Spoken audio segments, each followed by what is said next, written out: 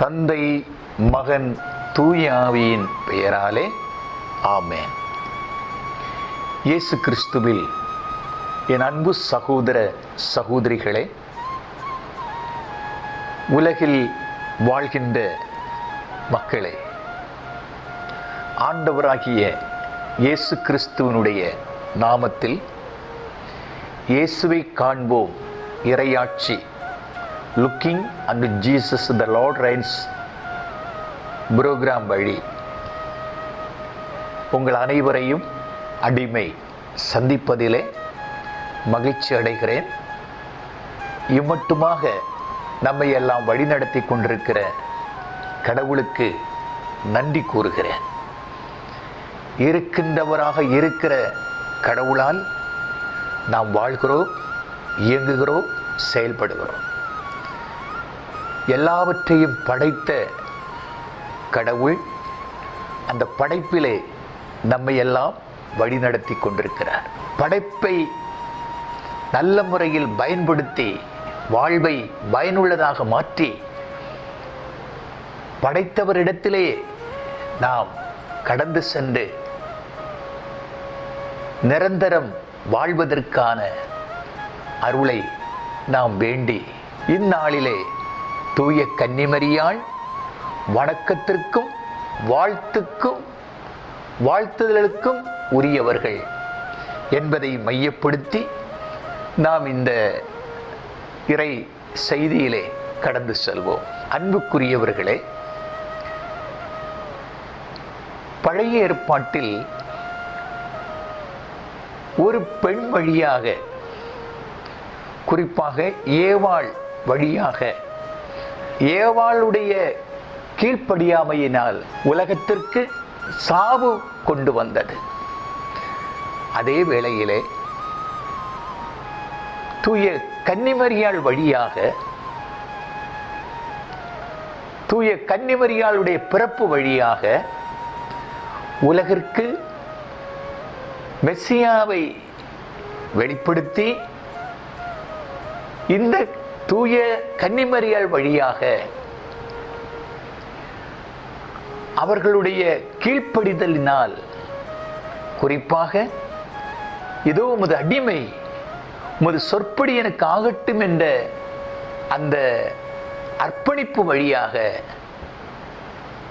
உலகிற்கு வாழ்வையும் வெற்றியையும் நம்பிக்கையையும் கொண்டு வந்தது. ஆகவே தூய கன்னிமரியாளுடைய பிறப்பு வழியாக சாவை மாற்றி வாழ்விற்கு கொண்டு வந்த ஒரு நிலையை இந்நாளிலே நாம் சிந்திக்க, தியானிக்க, உணர, அறிய கடமைப்பட்டிருக்கிறோம். பிரியமானவர்களே, இரண்டாவதாக தூய கன்னிமரியாள் விண்ணக அரசியாக முடிசூடப்பட்டவர்கள். நாம் திருவெளிப்பாடு 12ஆம் அதிகாரத்தை படிக்கும் பொழுது அதில் சொல்லப்படுகிறது, கதிரவனை ஆடையாக அணிந்திருந்தாள், 12 விண்மீன்களை தலைமீது சூடியிருந்தார் என்று சொல்லப்படுகிறது. ஆகவே இந்த இறைவார்த்தை எதை நமக்கு மையப்படுத்துகிறது என்றால், கதிரவனை ஆடையாக அணிந்திருந்த பெண் கதிரவன், நிலா, விண்மீன்கள் ஆகியவை மாட்சிமையின் அடையாளங்கள் என்பதை நமக்கு சுட்டி காண்பிக்கிறது. அத்தோடு தீமை பாவத்தின் பிடியில் சிக்குண்டு தவிக்கும் உலகை மீட்க கடவுள் தம் மகனையே மெசியாவாக அனுப்ப திருவுளம் கொண்டார். அந்த மெசியா இந்த உலகில் உதிக்க கடவுள் ஒரு குலத்தை தேர்ந்து கொண்டார். கடவுளால் தேர்ந்தெடுக்கப்பட்ட மெசியாவுக்காக காத்திருந்த இஸ்ரேல் தான் அடிப்படையில் அப்பெண். 12 விண்மீன்கள், அது 12 குலங்களை குறிக்கிறது. அத்தோடு இயேசு என்ற மெசியாவை உடலால் பெற்றெடுத்த அன்னை மரியாவையும் புதிய இஸ்ரேல் என திருச்சபையும் அப்பெண் குறித்து நிற்கிறாள்.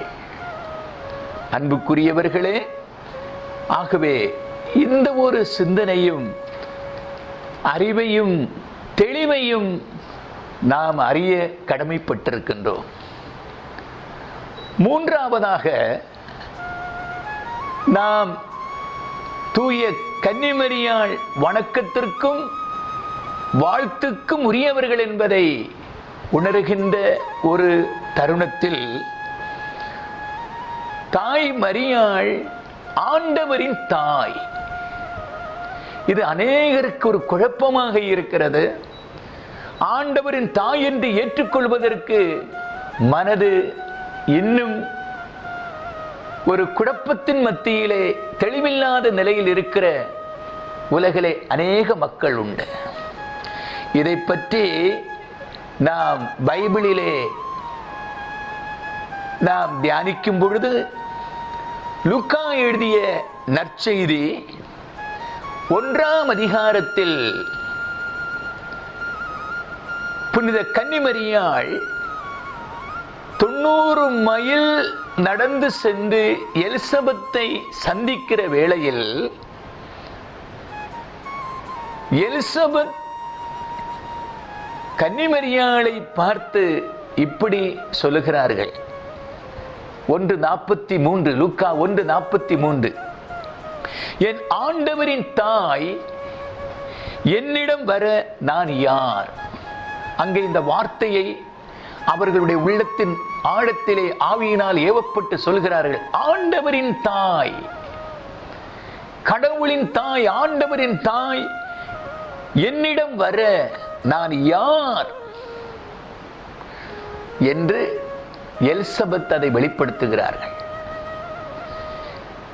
இது ஒரு சிலருக்கு ஆண்டவரின் தாய் என்று எப்படி சொல்லலாம் கன்னிமரியாளை என்று ஒரு கேள்வி எழும்பலாம். அந்த கேள்விக்கு பதில் இருக்கிறது. ரோமருக்கு எழுதிய நிருபம் 10ஆம் அதிகாரம் 9-10 திருவசனங்கள் சொல்லுகிறது. இயேசு ஆண்டவர் என வாயார அறிக்கையிட்டு, கவனித்துக் கொள்ளுங்கள், இயேசு ஆண்டவர் என வாயார அறிக்கையிட்டு இறந்த அவரை கடவுள் உயிர்த்தெழச் செய்தார் என நீங்கள் உள்ளூர நம்பினால் மீட்பு பெறுவீர்கள். இங்கே நாம் அறிய வேண்டியது, இயேசு யார் என்றால் இயேசு ஆண்டவர். இயேசு ஆண்டவர் என, இயேசு ஆண்டவர் என வாயினால் அறிக்கையிட்டு இறந்த அவரை கடவுள் உயிர்த்தெழச் செய்தார் என நீங்கள் உள்ளூர நம்பினால் மீட்பு பெறுவீர்கள் என்று சொல்லப்படுகிறது. அப்போ இயேசு யார் என்றால் இயேசு ஆண்டவர். இயேசு ஆண்டவர். இயேசு ஆண்டவராக இருப்பதினால் எலிசபெத் சொன்னார்கள், ஆண்டவரின் தாய், ஆண்டவரின் தாய். இதற்கு தூய பவுல் மீண்டும் விளக்கம் கொடுக்கிறார். 1 தீமோத்தேயு 6ஆம் அதிகாரம் 3 முதல் 15 முடியுள்ள வசனங்களை படித்து பாருங்கள். அனைத்துக்கும் வாழ்வளிக்கும் கடவுளின் முன்னிலையிலும் போந்து பிலாத்துவின் முன் விசுவாசத்தை சிறப்பாக அறிக்கையிட்ட இயேசு கிறிஸ்துவின் முன்னிலையிலும் உனக்கு கட்டளையிடுகிறேன். நம் ஆண்டவர் இயேசு கிறிஸ்து தோன்றும் வரையில் குறை சொல்லுக்கு இடம் தராமல் இந்த கட்டளையை அப்பழுகின்றி கடைபிடித்து வா. உரிய காலத்தில் பேரின்ப கடவுள் அவரை தோன்ற செய்வார்.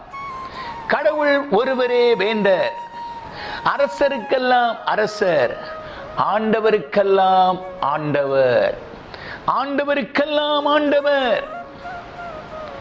ஆகவே தூய கன்னிமரியாள் ஆண்டவரின் தாய் என்று சொல்லும் போது இதை நன்கு அறிய வேண்டும். இதைவிட மேலாக ஒரு காரியத்தை திருமறையிலே நாம் அறிகிறோம். இயேசு உயிர்த்தெழுந்து முதல்ல காட்சி கொடுக்கும் பொழுது, தோன்றும் பொழுது, சீடர்களுக்கு தோன்றும் போது, மதலேன் மரியாளுக்கு தோன்றி அதன் பிற்பாடு திருத்தூதர்களுக்கு தோன்றும் போது அதில் ஒரு திருத்தூதர் அந்த இடத்திலே இல்லை. அவர்தான் யார்? தோமையார்.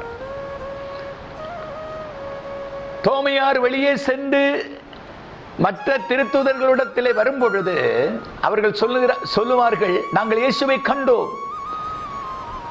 தோமையார் என்ன சொல்லுகிறார்? நான் நேரில் காணாமலும் என்னுடைய விரலை அவருடைய காயப்பட்ட விழாவிலே நேரிட்டு கண்டு கரத்தை இட்டால் ஒழிய நான் விசுவசிக்க மாட்டேன், நம்ப மாட்டேன். இயேசு மீண்டும் தோமையார் திருத்துதர்களோடு சேர்ந்து தோமையாரும் இருக்கும் பொழுது இயேசு தோன்றுகிறார், உங்களுக்கு சமாதானம். தோமையாரை கூப்பிட்டு சொல்கிறார், உன்னுடைய விரலை என்னுடைய விழாவில் வைத்து உயிர்த்த இயேசு யார் என்பதை நீ அறிவாய். தோமையார் அந்த இடத்திலே ஒரு அறிக்கை இடுகிறார், என் ஆண்டவரே, என் கடவுளே, என் ஆண்டவரே, என் கடவுளே. இயேசு யார்? இயேசு ஆண்டவர். என் ஆண்டவரே, என் கடவுளே. அருமையானவர்களே, இன்றைக்கு தூய பரிசுத்தாவியை பெற்றவர்கள் என்று சொல்லப்படுகிற அநேக மக்கள் கூட இயேசு ஆண்டவர் என்று சொல்லுகிற வேளையில் தாய் மரியாள் ஆண்டவரின் தாய் என்பதை ஏற்றுக்கொள்வதற்கு அஞ்சுகிறார்கள். என்னிடத்திலே ஒரு கேள்வி எழும்புகிறது. உண்மையிலே தூயாவியினால் ஆட்கொள்ளப்படுகிறவர்களுக்குத்தான் இதை அறிய முடியும். ஏனென்றால் மனித ஆவியால் இயங்குகிறவர்களுக்கு கடவுளுக்குரியவற்றை மதித்துணர முடியாது. அது அவர்களுக்கு மடமையாக தோன்றும். ஆகவே தூய பவுல் மீண்டும் இதை தெளிவுபடுத்துகிறார். 1 கொரிந்தியர் 12ஆம் அதிகாரம் 3வது திருவசனத்தில், தூய ஆவியால் ஆட்கொள்ளப்பட்டவரே, கவனித்துக் கொள்ளுங்கள், அபிஷேகம் பெற்றவர்கள் என்று சொல்லுகிறவர்களே, தூய ஆவியினால் நிரப்பப்பட்டவர்கள் என்று சொல்லுகிறவர்களே, பெந்தெகோஸ்து என்று சொல்லுகிற அனுபவம் பெற்றவர்களே, உணர்ந்து கொள்ளுங்கள், தூய ஆவியினால் பரிசுத்தாவியினால் ஆட்கொள்ளப்பட்டவரே, பரிசுத்தாவியினால் ஆட்கொள்ளப்பட்டவரே அன்றி வேறு எவரும் இயேசு ஆண்டவர் என சொல்ல முடியாது. இதை நீங்கள் தெரிந்து கொள்ள வேண்டும். இதை நீங்கள் தெரிந்து கொள்ள வேண்டும். ஆகவே தாய் மரியாள் ஆண்டவரின் தாய், இயேசுவின் தாய், ஆண்டவரின் தாய். இயேசு ஆண்டவர், ஆண்டவரின் தாய். இதை அறிவோம், உணர்வோம், தெளிவடைவோம். 4வதாக, தூய கன்னிமரியாள் வணக்கத்திற்கும் வாழ்த்துக்கும் மரியாதைக்கும் உரியவர்கள் என்பதை நாம் அறிய வேண்டும். திரு விவிலியம் வெளிப்படுத்துகிறது. லூக்கா எழுதிய நற்செய்தி 1ஆம் அதிகாரம் 28வது திருவசனம். தாய் மரியாளுடைய வாழ்விலே ஆண்டவருடைய செய்தி கடந்து வரும் பொழுது அவர்கள் மனித ரீதியிலே எங்கனமாகும் என்ற ஒரு கேள்வி எழுப்பினார்கள். ஆனால் ஆண்டவர் மீண்டும் தூதனை அனுப்பி, கபிரியேல் தூதனை அனுப்பி அதை தெளிவுபடுத்துகிறார். எப்படி? அருள்மிக பெற்றவரே வாழ்க, ஆண்டவர் உம்முடன் இருக்கின்றார். இங்கே ஆண்டவருடைய தூதர், ஆண்டவரே தம்முடைய தூதனை அனுப்பி தூய கன்னிமரியாளை வாழ்த்துகிறார். அருள்மிக பெற்ற மரியே வாழ்க. ஆண்டவரே தூதனை அனுப்பி வாழ்த்தும் போது ஆண்டவரால் படைக்கப்பட்ட மனிதர்கள் தாய் மரியாளை வாழ்த்துவதற்கு ஏன் அவர்களுடைய உள்ளம் வரவில்லை? அன்புக்குரியவர்களே, மீண்டும் கடவுள் தம்முடைய தூதனை அனுப்பி இப்படி சொல்லுகிறார். லூக்கா 1:30-31 திருவசனங்கள். மரியே அஞ்ச வேண்டாம், கடவுளின் அருளை கண்டடைந்துள்ளீர். மரியே வாழ்க, அருள் மிக பெற்ற மரியே வாழ்க, கடவுளுடைய அருளை கண்டடைந்துள்ளீர். இதோ கருவுற்று ஒரு மகனை பெறுவீர், அவருக்கு இயேசு என்னும் பெயரிடுவீர். இங்கே கவனித்துக் கொள்ளுங்கள். அருள்மிக பெற்ற மரியே வாழ்க, கடவுளுடன் இருக்கிறார், கடவுளின் அருளை நீர் கண்டடைந்துள்ளீர். எனக்கு அன்பான சகோதர சகோதரிகளே, கடவுள் தூதனை அனுப்பி வாழ்த்தினார். எலிசபெத் தூயாவினால் நிரப்பப்பட்டு இந்த மரியாளை வாழ்த்துகிறார்கள். இங்கே கவனித்துக் கொள்ளுங்கள். மரியாளும் எலிசபெத்தும் சந்திக்கிற வேளையில் எலிசபெத்துடைய வயிற்றில் இருந்த குழந்தை துள்ளியது மகிழ்ச்சியினால். அருமையானவர்களே, எலிசபெத்து தூயாவியினால் முற்றிலும் ஆட்கொள்ளப்பட்டு தூய கன்னிமரியாளை பற்றி இப்படி சொல்லுகிறார்கள்: பெண்களுக்குள் நீர் ஆசி பெற்றவர், உமது வயிற்றில் வளரும் குழந்தையும் ஆசி பெற்றதே. இதை நீங்கள் உணர வேண்டும். அன்புக்குரியவர்களே, லூக்கா எழுதிய நற்செய்தி 1ஆம் அதிகாரத்தில் 46 முதல் உள்ள திருவசனங்களை படித்தால் அதிலே மரியாவின் பாடல் என்ற ஒரு தலைப்பு இருக்கிறது. இப்படியாக தூயாவியினால் ஏவப்பட்டு மரியாள் கடவுளை புகழ்கிறார்கள். மரியாவை தலைமுறை புகழ வேண்டும் என்று சொல்லி, வாழ்த்த வேண்டும் என்று சொல்லி, வணங்க வேண்டும் என்று சொல்லி வெளிப்படுத்தப்படுகிறது. என்ன? ஆண்டவரை எனது உள்ளம் போற்றி பெருமைப்படுத்துகின்றது, என் மீட்பராம் கடவுளை நினைத்து என் மனம் பேர்வகை கொள்கின்றது. 48வது திருவசனத்தை மனதிலே கொள்வோம்.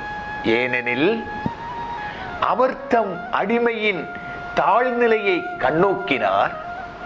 இது முதல் எல்லா தலைமுறையினரும் என்னை பேறு பெற்றவர் என்பர். ஆகவே ஒரு தலைமுறை அல்ல, உங்கள் தலைமுறை அல்ல, எல்லா தலைமுறைகளும் மரியாவை, தூய கன்னி மரியாளை, இயேசுவின் தாய், ஆண்டவரின் தாய் மரியாளை எல்லா தலைமுறையினரும் பேறு பெற்றவர் என்பர். இதை நமது மனதிலே கொள்வோம். இது வெறும் வார்த்தையால் வெளிப்படுத்தினதல்ல, மனித எண்ணத்தினாலோ சிந்தனையினாலோ மனித விருப்பத்தினால் மட்டும் வெளிப்படுத்தப்பட்டதல்ல. கடவுளுடைய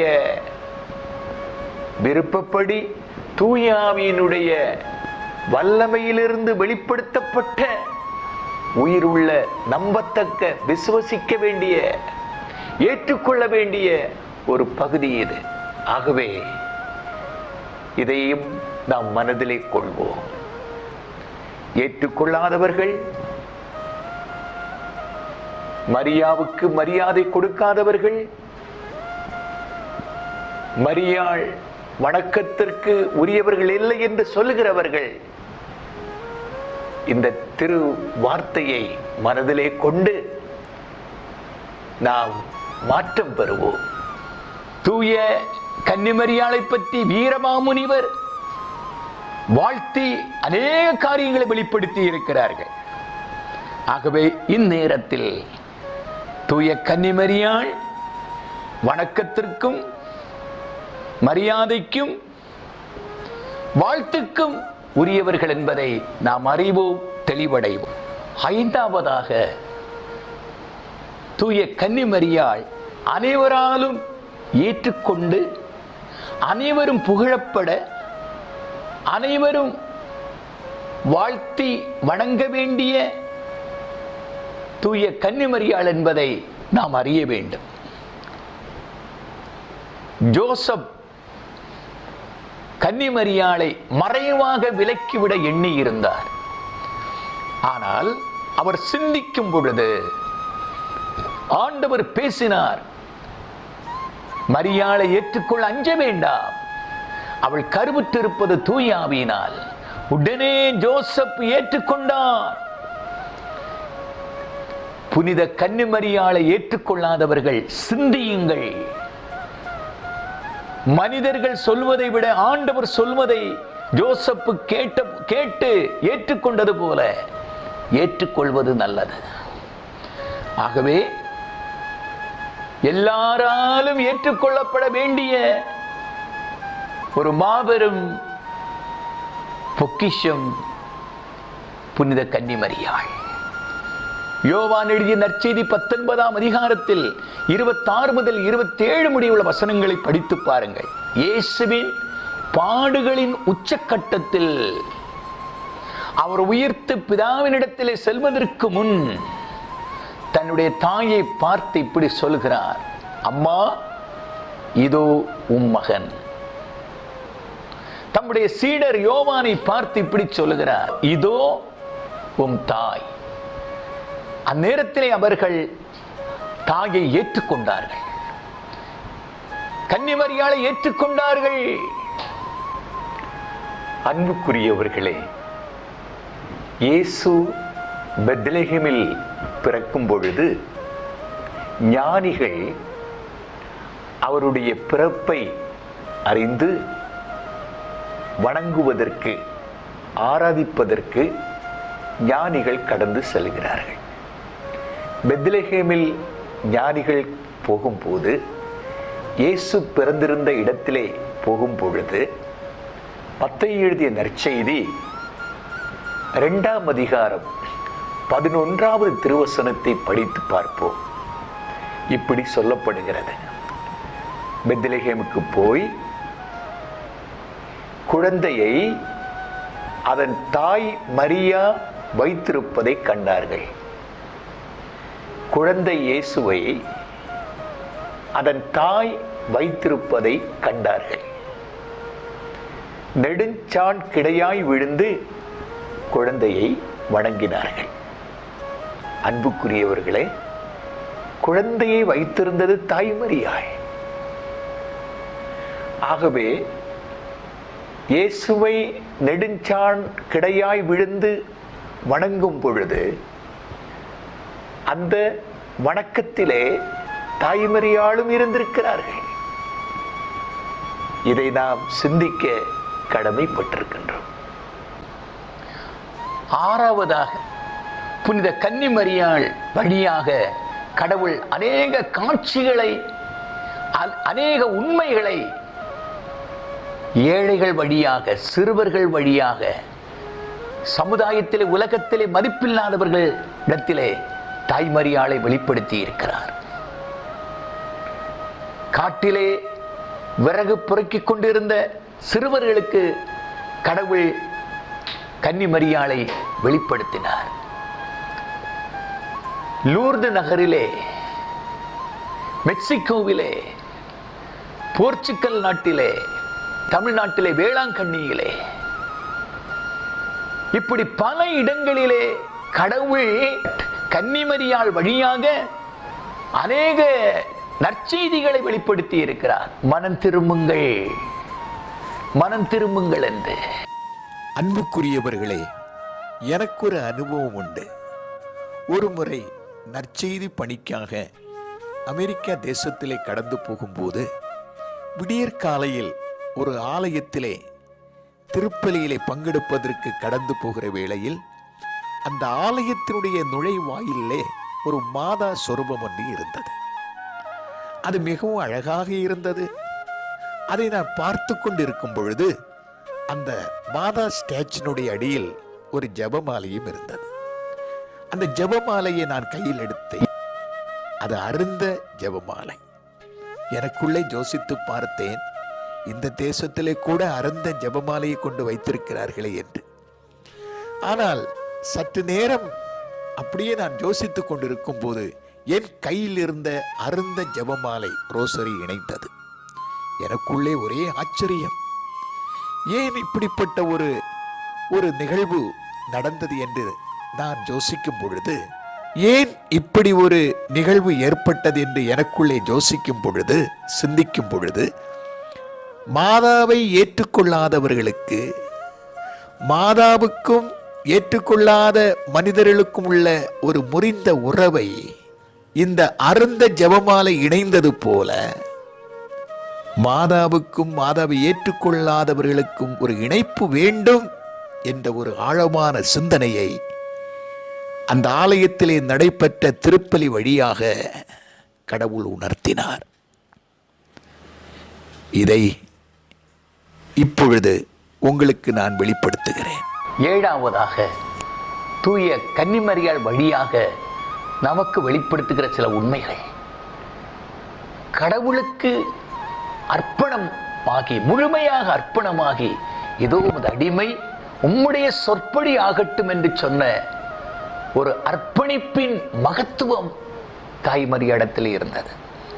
அடுத்து, எந்த இடத்திலே ஒரு வேதனை குறைகள் வருகிறதோ அந்த இடத்திலே பரிந்து ஜெபிக்கின்ற, பரிந்து பேசுகின்ற ஒரு மனநிலை, ஒரு வாழ்வு மரியாளிடத்தில் இருந்தது.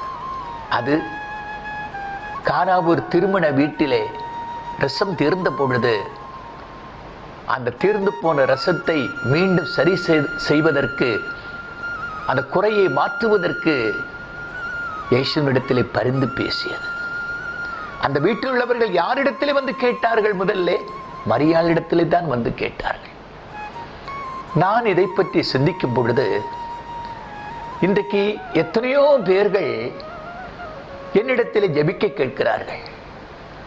அவர்களுக்கு ஜெபிக்கும் போது யாரை மையப்படுத்துகிறோம்? கடவுளை, இறைமகன் இயேசுவை, தூயாவின் வல்லமையை கொண்டு ஜெபிக்கின்றோம். எத்தனையோ இறை பணியாளர்களிடம், எத்தனையோ ஊழியர்களிடம் எனக்கு அங்கு ஜெபியுங்கள் ஜெபியுங்கள் என்று சொல்வதுண்டு. இந்த சாதாரண இறை ஊழியர்களை விட தாய்மரியாள் எவ்வளவு மேலானவர்கள். அவர்கள் பரிந்து ஜெபிக்கிறவர்களாக இருந்தார்கள். அன்புக்குரியவர்களே, மட்டுமல்ல, ஒரு தியாகத்தோடு சென்று எலிசபெத்தை பல மைல்கள் தூரம் நடந்து சென்று வாழ்த்தியவர்கள், பணிவிடை செய்தவர்கள். இந்த ஒரு நல்ல வாழ்வு தூய கன்னிமரியாளிடத்தில் இருந்தது. இதைவிட மேலான ஒரு நிலை, இந்த உலகத்தினுடைய இரட்சகர் தன்னுடைய ஒரே மகன் அவருடைய பாடுகளில் கூட இருந்து வியாகுலத்தோடு செயல்பட்டவர்கள். இதை மறக்க முடியுமா? அன்புக்குரியவர்களே, மைக்கேல் ஏஞ்சலோ என்ற ஒரு ஓவியர், பிரசித்தி பெற்ற ஓவியர், தாய் மரியாளை இயேசுவை மையப்படுத்தி வியாகுல அன்னையின் ஒரு ஸ்டாச்சை வரைந்திருக்கிறார்கள். உலகமெல்லாம் ஆச்சரியப்படுகின்ற ஒரு ஸ்டாச். எனக்கு அன்பான சகோதர சகோதரிகளே, ஆகவே இது நம்முடைய வாழ்வில் உள்ள ஒரு அடையாளம். இந்த அடையாளங்கள் வழியாக நாம் இயேசுனுடைய ஒரு உன்னத நிலைக்கு கடந்து போகவும் உணரவும் நமக்கு வழி செய்கிறது. ஆகவே இதையும் நாம் அறிந்து கொள்வோம். ஆகவே சில உண்மைகளை இந்த இடத்திலே கடவுள் நமக்கு வெளிப்படுத்தி இருக்கிறார். உண்மையை அறியுங்கள். நிறைவுள்ளது வரும்பொழுது குறைவுள்ளது மறைந்து போகும். ஆகவே கன்னிமரியாள் ஆண்டவரின் தாய். அவர்கள் வணக்கத்துக்குரியவர்கள், வாழ்த்துக்குரியவர்கள், மரியாதைக்குரியவர்கள். அவர்களை ஏற்றுக்கொள்ள வேண்டும் என்று சொல்லி இந்த நேரத்திலே இந்த எளிய சிந்தனை, இந்த எளிய உரை நமக்கு உதவியாக இருப்பதாக. அருள்மிக பெற்ற மரியே வாழ்க, ஆண்டவர் உம்முடனே, பெண்களுக்குள் ஆசி பெற்றவள் நீரே, உம்முடைய திரு வயிற்றின் கனியாகிய இயேசுவும் ஆசி பெற்றதே. தூய மரியே, இறைவனின் தாயே, பாவிகளாக இருக்கிற எங்களுக்காக எப்பொழுதும் எங்கள் இறப்பின் வேளையிலும் வேண்டிக்கொள்ளும் அம்மா. ஆமென், ஆமென், ஆமென்.